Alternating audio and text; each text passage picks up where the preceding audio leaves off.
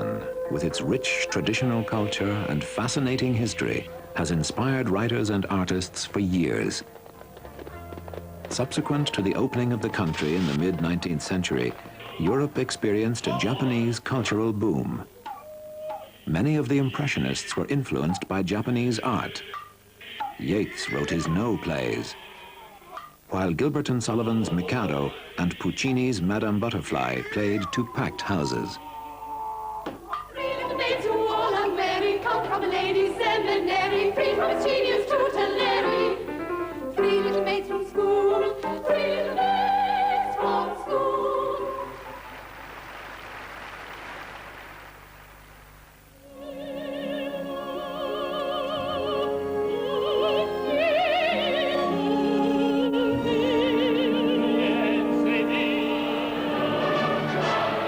But the traffic has not been all one way.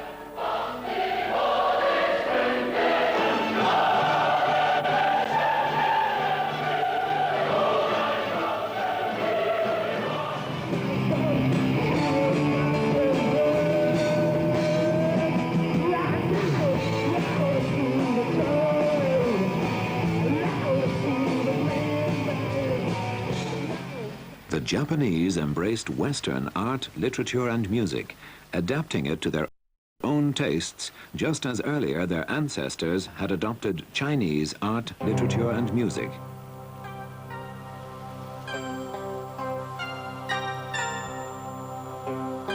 Today, with mass communication and ease of travel, the flow of cultural information is much greater.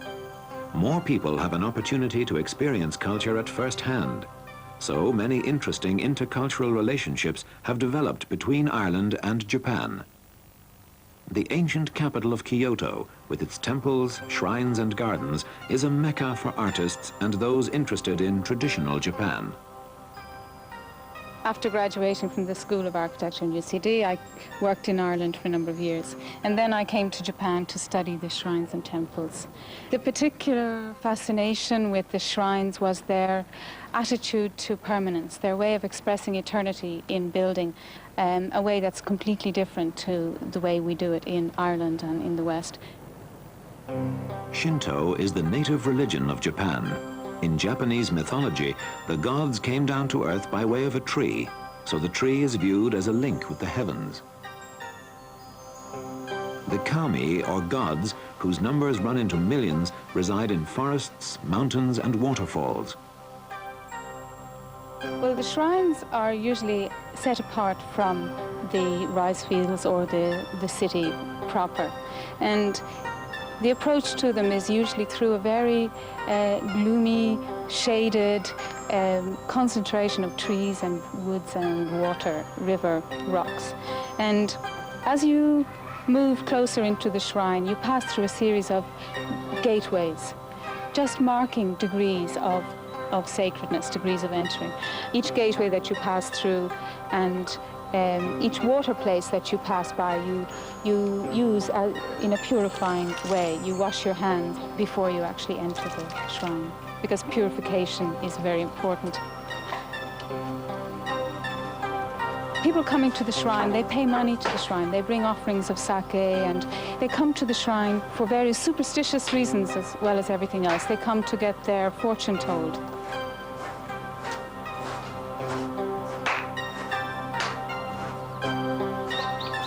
They come to ask for success in an exam. They are brought when they're just 100 days old, and when they get married, they come to the shrine. Various times in your life, you come to the shrine. The gifts to the shrine of the sake and the rice are used in various purification ceremonies. The buildings are very tentative structures. They don't enclose volumes of space. They tentatively mark the gradual change from the ordinary world of the lowlands to the mountain area, marking them with a series of gateways, very, very tentative structures, until you come to the shrine place itself. The shrine building is a very temporary structure, in some cases actually only put up for a particular event or rebuilt every 20 years as an expression of participation in the worship of the gods. With a tradition of timber building, it follows that you must renew the building and you must repair certain parts of it at regular intervals. With a country that has earthquakes and volcanoes, typhoons on a regular basis, the easy change of Japan, the way it moves from one economy structure to another, the way it moves from a traditional architectural form to a Western architectural form, it's all part of that Shinto emphasis on activity and that Shinto emphasis on each generation taking part as fully as possible in the shaping of its environment. In a city like Kyoto, the easy attitude to change has certain problems because what's being replaced now is completely different to what was there traditionally. The pace of change in Japan is sometimes breathtaking. Until very recently, Tahara was an agricultural community providing vegetables for nearby Kyoto and Osaka. Now, construction workers are busy transforming fields into a dormitory town for the new Kansai Science City. Not the kind of place where one expects to find a sculpture park or an Irish sculptor. This is basically a park for children. It's one of 7 parks being designed in the new science city of Tahara, which is a big development in the Kansai area. What I'm doing here is part of a symposium, what we call a sculpture symposium, where sculptors come together and they work sometimes individually on their own pieces or collectively on one project. And we worked here individually on our own work, but collectively on a project making the park. The theme of this park is the renaissance of stone, by using again the stone that was excavated in this area for the building of the new town. Now, the Japanese have a long tradition in using rocks and boulders in their gardens, and to recycle the stone in this way very much reflects their thinking. I designed a horizontal piece because the park is quite small and confined. I wanted to do something that children could safely play on. So I made a type of dwelling or a ring fort. Maybe subconsciously I was introducing an Irish element into the landscape. At home we invest a lot of money in clearing the land of boulders, and here the Japanese introduce them as a play element. All my material, the carved wall, the natural boulder, came from the excavated rocks here on the site. I combined both carved and natural forms. It's just a design, a balance. The park and sculpture symposium were paid for by the developers. Eileen believes it could work equally well in Ireland. Well, if we could have the same system in Ireland, where sculptors would work at the initial stage with the local authority, then maybe we could introduce sculpture in a more integrated way rather than imposing something after the area has been developed. And anywhere that this has happened, it has been received positively by the general public. In the case of Tahara, this park, designed by sculptors, provides a welcome alternative to the commonplace climbing frames, seats and swings. And this is very feasible to do in Ireland. Whether stone circles are better than swings and roundabouts will ultimately be decided by the children.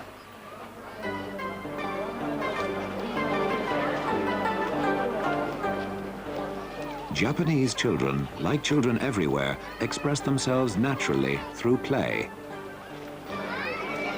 From an early age, their artistic endeavors are encouraged. Manual dexterity and eye-hand coordination are highly developed. The elegant crane is a symbol of happiness in Japanese culture. Many Japanese people can make paper cranes, a skill learned in childhood which some go on to develop into a delicate art form.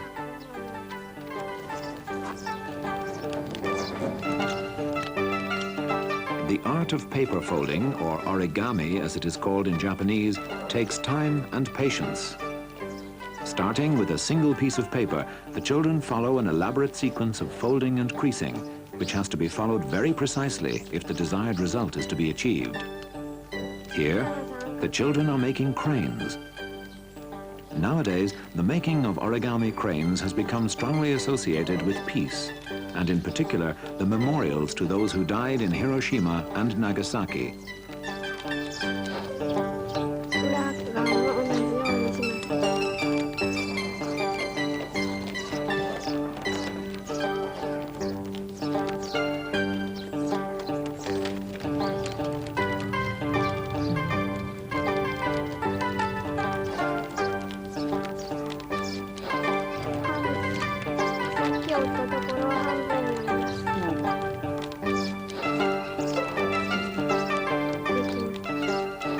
When children visit these peace memorials, they often leave a chain of 1,000 cranes as a symbol of their desire for peace, a sentiment strongly felt by the majority of Japanese. Maybe one day Claire will be as good as Naoko.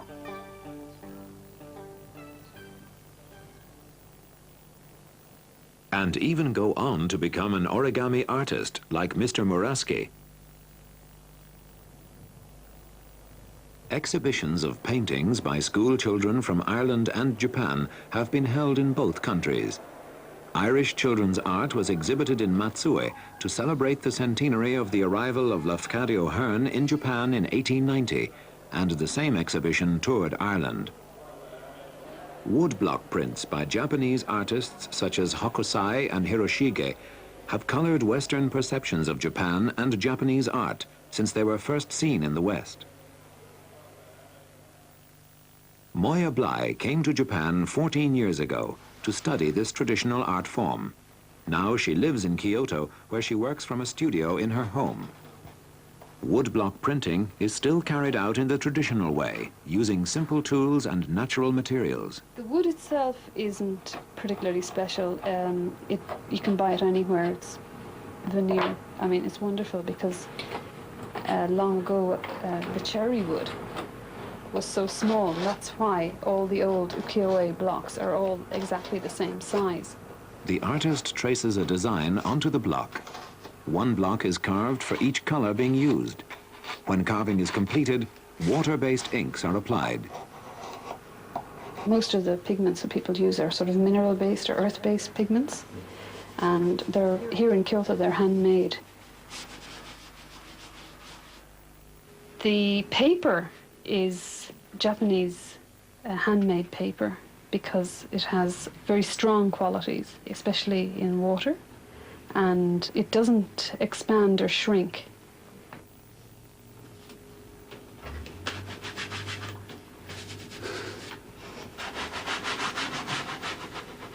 To actually print, what we use is a baron, which is a kind of round disc which is wrapped in the sheath of a young bamboo shoot.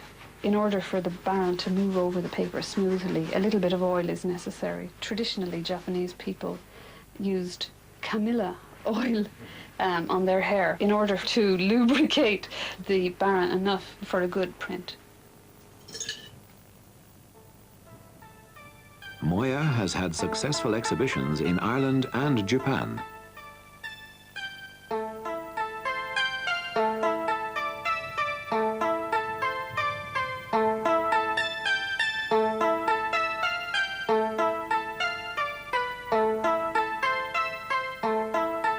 She teaches woodblock printing at a Kyoto art college.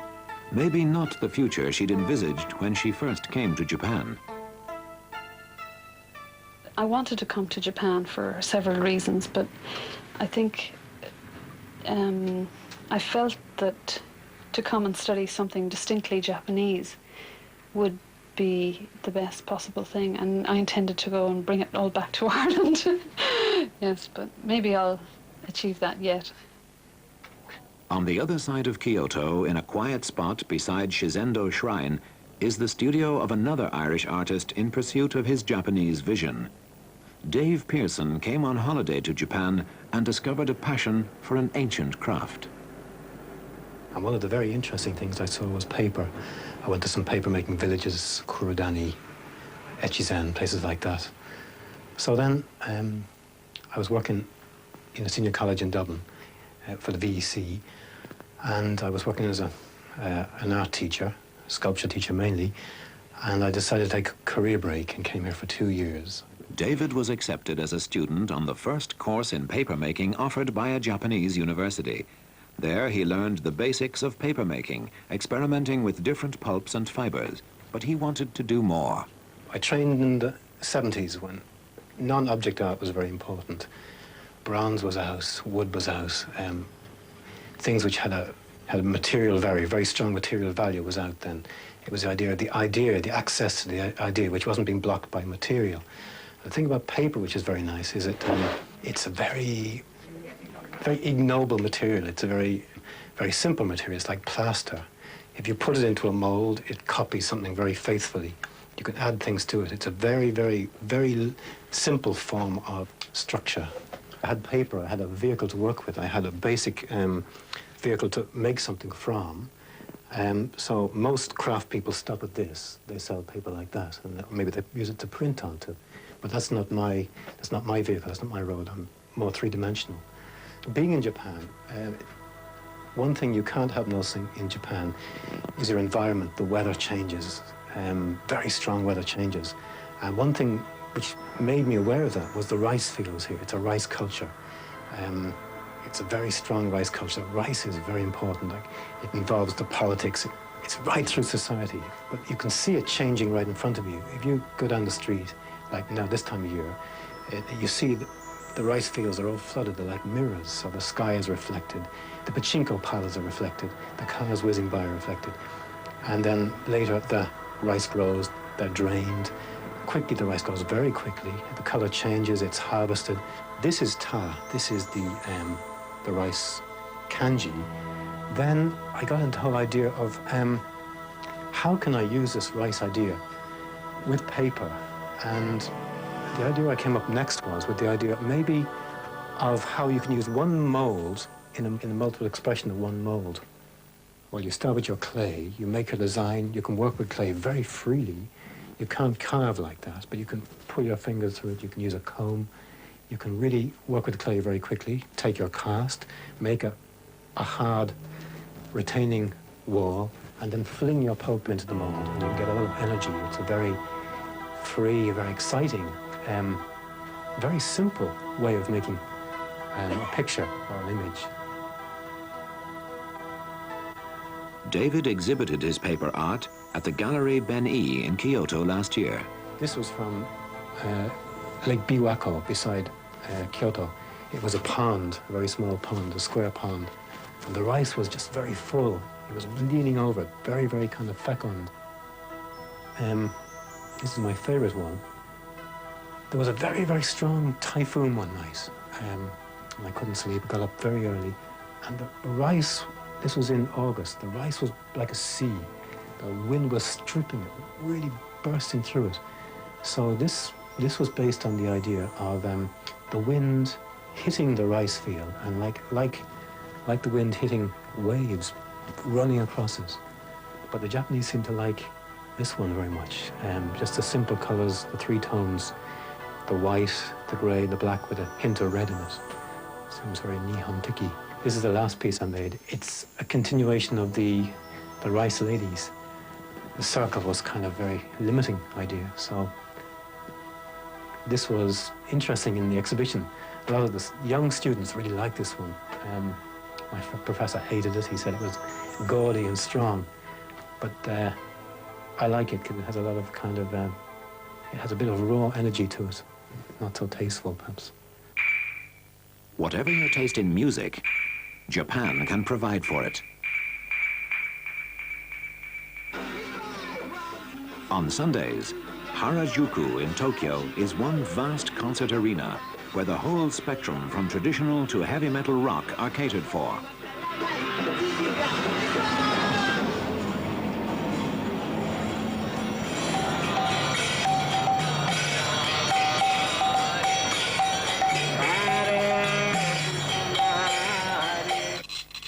Others, like 72-year-old Ms. Keiko Miyawaki, prefer to make and play their own rock music at home.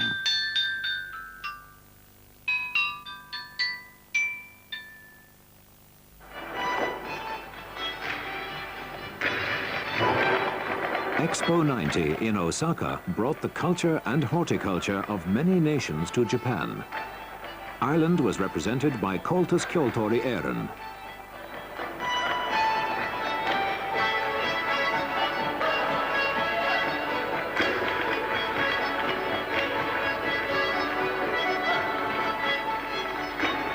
While set dancing hasn't got the necessary street credibility in Japan, Irish rock acts like Sinead O'Connor, Enya, Clannad, and of course U2 are very popular. Now that there is a local branch of Coltus in Tokyo, set dancing may become popular in Harajuku.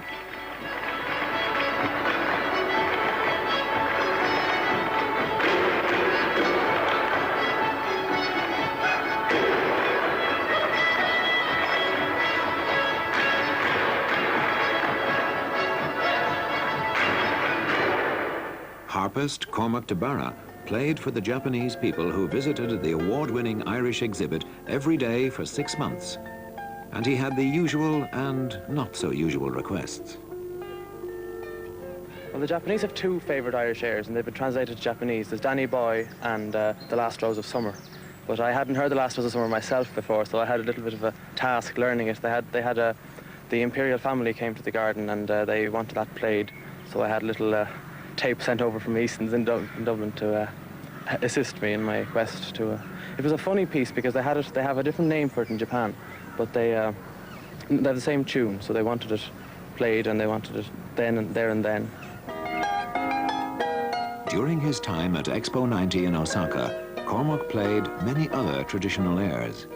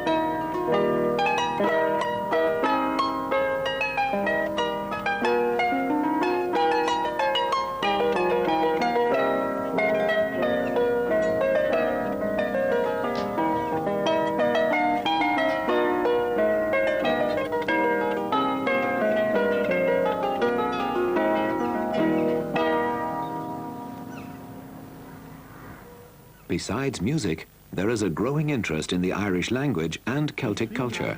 We see more agam I James Joyce, agasan chen vi sim more agam I Aaron, agasan chen Gaelge. Agasa posim way to egg follow Gaelge and Shaw fin Seamus McIlwain. Agasa nor vi may in Aaron. Quig Williamkin, we make from a rich Gaelin, Agasa, we three more again Changai. Sean is Anamdom. Sean Shiozaki owns the Shamrock Tea House in Izumigana near Osaka. He came to Ireland 30 years ago and spent 3 years in Dublin, where he developed a taste for Ireland and Irish tea. I belong to the same company during I was in Dublin, and when I came back to Japan, I worked the same company for more 20 years. And I retired, and I started that shop, Shamrock, to sell tea, Irish tea, and I promote Irish tea to many Japanese people. Sean sent all his children to study English in Dublin, and now he encourages others to do the same. So I recommend all my customers and friends to learn English. Dublin is the best place to learn English, I think. Maybe 5 years' time, I like to move to Ireland. My wife is a hand weaver and indigo dyeing, so she wants to have a workshop at somewhere in Ireland, and her dream is open shop at どこやったかななんていう店やなんていうかなアイルランドのダブリンのパワースコート She loves to have a shop, a small shop, the power scout. What name will you give your tea room in Ireland? No, no, I decided, I don't decide the name yet. Maybe Sakura. It's a Japanese cherry, same as your Shamrock.